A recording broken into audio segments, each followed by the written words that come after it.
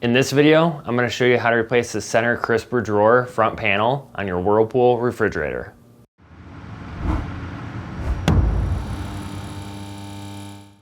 If you need to buy a new crisper drawer front panel, check out our website, partsdoctor.com, where we sell parts for all major appliance brands. With the door open, remove the crisper drawer by pulling the drawer out until it stops. Tilt up and out to remove. To remove the drawer front panel, depress the two locking tabs on the bottom of the drawer and pull the front panel off the drawer.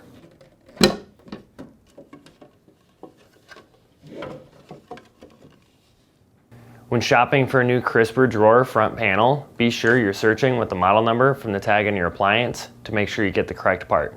This part is location specific, so make sure you're ordering the correct one. To install the front panel, first insert the tabs on the drawer to the notches on the front panel. Then push until the panel snaps into place.